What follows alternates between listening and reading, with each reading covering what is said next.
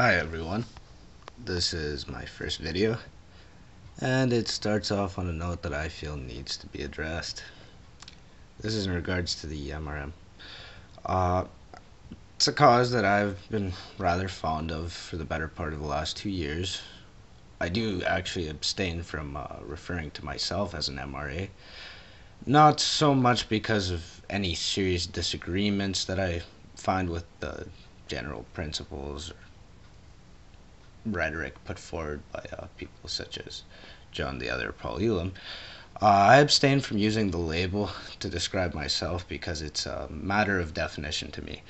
MRA is an acronym for Men's Rights Activist, or I've heard some people define it as Men's Rights Advocate. I feel that in no way have I been particularly active in regards to the advocacy of men's rights. I mean, aside from a few occasional conversations with beer in hand here or there, if I do end up going on to post a significant enough amount of MRA material, I will begin to refer to myself as an MRA, but that's not really the case right now. This is my first video. That aside, however, I'd like to address an issue that I feel can no longer be swept under the rug. And I want to make it clear that this is an issue I feel must be addressed immediately. In particular by Paul Elam, John the Other Girl Writes What, and anyone and everyone else with any administrative say-so on A Voice for Men. But we'll put that aside for now. When I first began to find interest in the MRM, my initial stance was one of remaining critical. I realized that many of the issues that were being discussed were apparent to me. For example, that fathers' rights are frequently neglected in divorce court, that alimony and child support were almost exclusively formulated to the benefit of women, all while being pestered by an ongoing and pervasive campaign within various media outlets of difficulties that women face even in the new millennium. See, I readily accepted propositions on such matters, like again, fathers' rights, etc., when they were presented within the MRM, not because I refused to verify data, but because within the cities I had lived in, these things were self-evident. They were a very, very evident common pattern. From time to time, though, I would come across comments on Voice for Men and various other MRM sites that I could only call ignorant and, I guess, belittling, frankly, sexist against women. I mean, these weren't particularly prevalent or anything that, that it wasn't really part of the general atmosphere there. This was just, the occasional comment by some ignorant guy.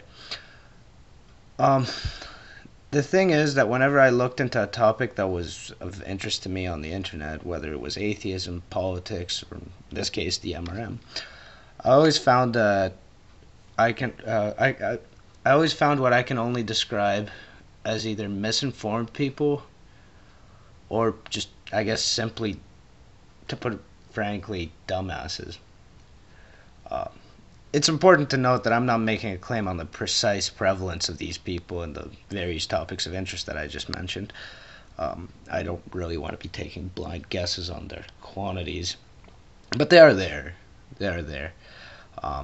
The thing is that these people inevitably show up in any growing movement or group, and this is because these people are part of society, and as any group continues to grow and continues to gain a more proportionate, I suppose,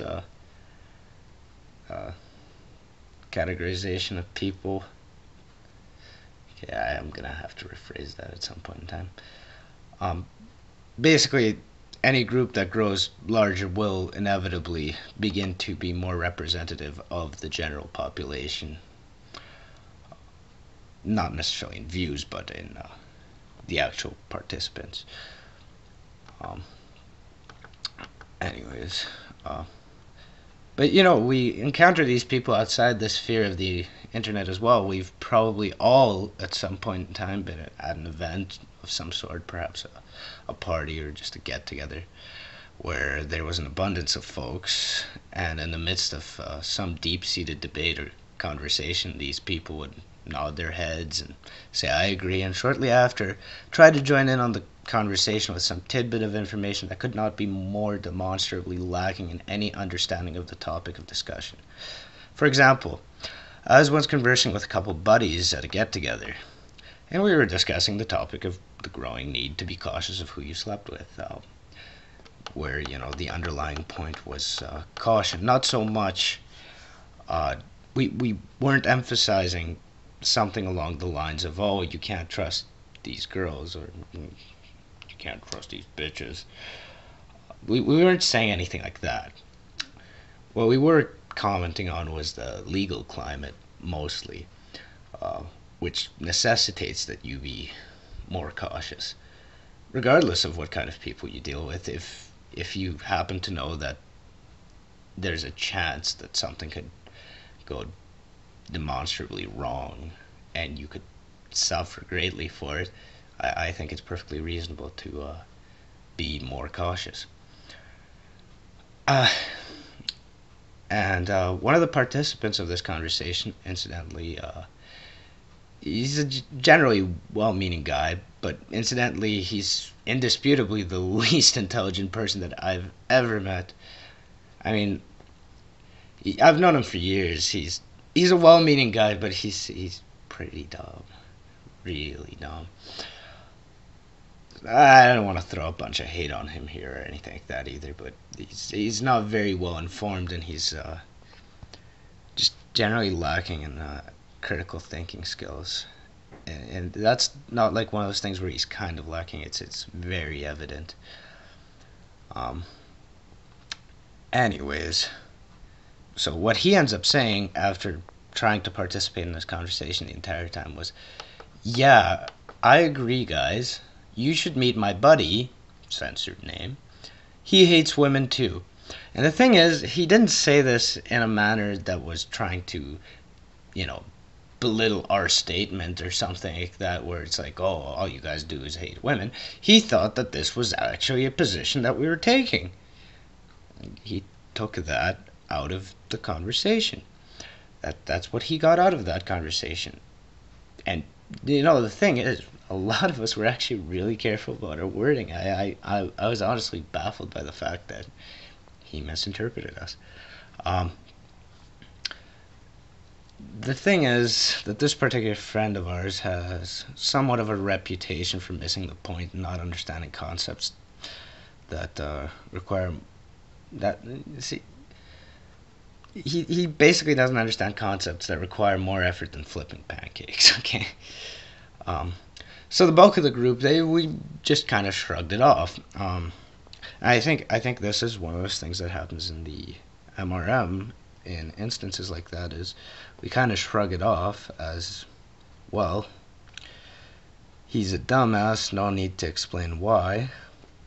But I don't think that's the main reason. I don't think that's the main reason for a lack of criticism to such people. But anyways, so even though most of the people just shrugged it off, they did mention, it's not what we mean, but they didn't clarify as to what they did mean. I felt the need to clarify the point. So, despite knowing the likelihood that clarification would simply confuse him, I went on to explain the difference between taking precautions in an unfortunate legal environment, and the difference between that and attributing a negative trait across the board to a biological demographic. The thing is that this explanation failed to really benefit him significantly in understanding my position, as later similar statements by him ended up proving that he totally didn't get it the last time. This action does go a long way in terms of anti-hypocrisy measures, if I can call it that, by making myself abundantly clear and calling out bullshit where I see it. The situation changes from one where I'm passively allowing my misrepresentation to one where the other party is held accountable for their projections onto my stance. It's a simple defense against straw manning. But even more importantly, it is a stance in which I allow myself to